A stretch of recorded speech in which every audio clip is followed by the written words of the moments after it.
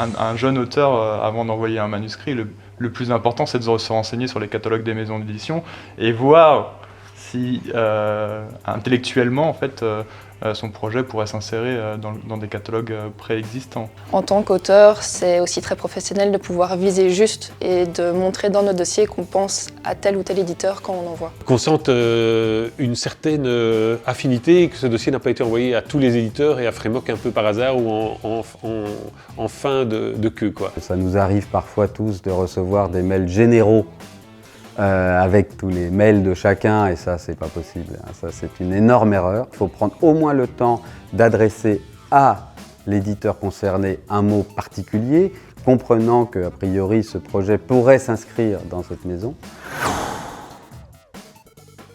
Faire le travail d'apprendre à pitcher son projet est toujours intéressant. En un coup d'œil, l'éditeur peut voir si l'idée l'intéresse. Proberen om in 1-2 zinnen mij te overtuigen over wat dat uw verhaal gaat. Dat vind ik het allerbelangrijkste, denk ik. Moi, il faut que je sois accroché dans les 2-3 premières pages, qu'il y ait quelque chose qui me fasse tiquer, que je me dise tout de suite je veux en savoir plus. Si je suis accroché, à ce moment-là, je suis prêt à en lire plus. À ce moment-là, je vais demander s'il y a un scénario complet, s'il y a plus s'il y a tout le découpage, s'il y a des choses à lire en plus, etc., etc. Il faut savoir de quoi on va parler, du point A au point B. Après, si on n'a pas le développement complet, c'est moins grave, mais il faut qu'on sache où on va. Ça arrive régulièrement que des auteurs arrivent en disant ouais, j'essaie de faire un truc, sans bien difficulté dans leur descriptif, et donc d'une certaine manière, ils n'arrivent pas à nous faire exister le projet. Et ça, on a besoin de ça, et dans le cas d'un speed dating, ça doit être fait en plus relativement rapidement. On est aujourd'hui dans une production qui est vraiment énorme, et des dossiers, on en reçoit vraiment à l'appel.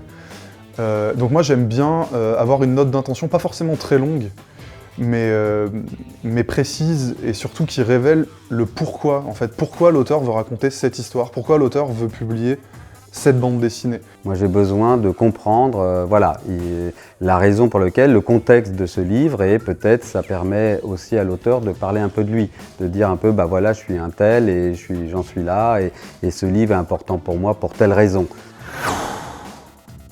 Pour une bonne bande dessinée, un sujet que les gens connaissent peu ou croient connaître, toujours une bonne porte d'entrée. Wat het vooral moet zijn is persoonlijk, eigenzinnig. Ik denk dat het belangrijk is voor jonge stripmakers om hun eigen stem te vinden. Moi, j'aime avoir en avant la spécificité. Pourquoi ce projet est intéressant? Qu'est-ce qu'il a d'original par rapport aux autres? Un concept fort, quelque chose qu'on n'a pas encore raconté, quelque chose d'original, quelque chose vraiment qui se démarque. C'est, je crois, très important, c'est que ça ne ressemble pas déjà à une bande dessinée qui serait publiée au Frémoc. On reçoit quand même beaucoup de projets qui sont très très proches de ce qu'on fait déjà, et en fait ça ne nous intéresse pas. Ce qui nous intéresse, nous, c'est de publier des choses qui soient effectivement très expérimentales, mais pour être très expérimental, ça ne peut pas ressembler à quelque chose qui existe déjà. Un auteur doit essayer de faire l'exercice d'aller à l'essentiel, de montrer vraiment ce qu'il veut faire, de bien expliquer ses intentions. Et c'est bien d'avoir, je pense, le dossier complet bien en tête, mais il faut vraiment aller à l'essentiel. Il ne faut pas se perdre dans des explications, voilà. Focust op één verhaal best misschien ook, in plaats van dat je alles probeert voor te stellen ook. Il faut tenir compte que l'éditeur est surchargé, donc il a plein de choses à lire. Donc c'est vrai que c'est intéressant de pouvoir lire un dossier en 10 minutes, un quart d'heure, et d'avoir déjà une opinion, et de se dire « Waouh, ça m'intéresse, je veux en savoir plus ». Ce qui est important, c'est de pouvoir fournir un peu de matériel graphique, c'est-à-dire de quelques planches, de telle manière à ce qu'on puisse sentir à la fois comment la personne découpe, comment elle finit, comment elle aborde, comment elle structure, quel est le rapport entre le dessin, l'écriture et le scénario. Pas de blabla en fait, juste quelques pages, et c'est ce qu'on va regarder d'abord. En quelques secondes, on se fait une idée de ce qu'il y a dans le dossier, donc il faut que les pages soient vraiment top. La bande dessinée, c'est d'abord raconté en images, et moi, je suis beaucoup plus sensible à la façon dont la narration fonctionne, si elle est fluide, si ça fonctionne, plutôt que les questions de dessin. Les questions de dessin, surtout quand on débute, eh bien, il y a des défauts, etc., etc. Mais c'est surtout de voir s'il y a quelque chose de particulier, une tonalité qui m'accroche. Enkele schetsen van de hoofdpersonages, al enkele bladzijden, maar liefst geen volledig uitgewerkt scenario. Want dan is dat zo pijnlijk om nog te zeggen van en daar moet aangeschaafd worden en daar moet nog aangeschaafd worden. Ik heb liever dat het nog werkbaar blijft en dat je ziet wat de mogelijkheden zijn, maar dat het nog geen afboek is eigenlijk. Pour moi, il faudrait 2-3 pages. Le mieux, c'est avoir le crayon, l'ancrage et la couleur.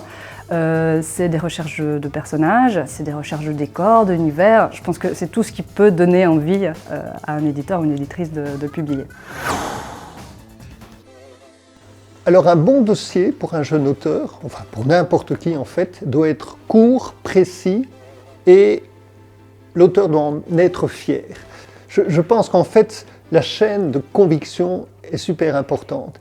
Si un auteur lui-même n'est pas convaincu de ce qu'il fait, ça va être très difficile de convaincre l'éditeur. Donc effectivement la conviction est au cœur vraiment de ce métier.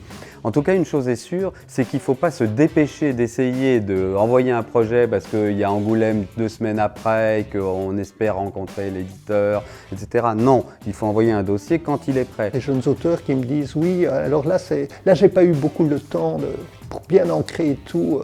Alors là les personnages ils seront plus comme ça. Non. Ok, mais reviens avec des choses au point, des choses que tu peux défendre.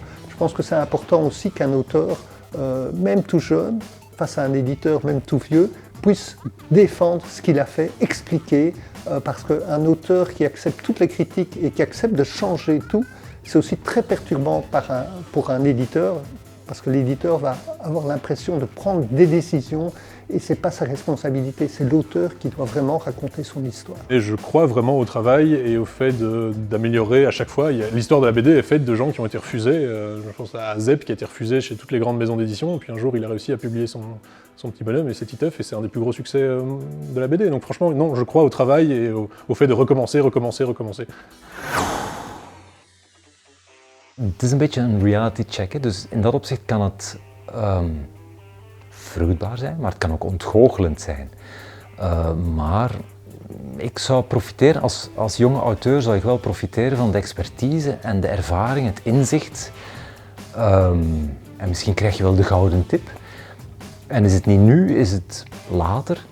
En zeer belangrijk, je hebt wel de voet tussen de deur gezet van een uitgever. Kom zeker naar die ontmoeting en zet je beste beentje voor.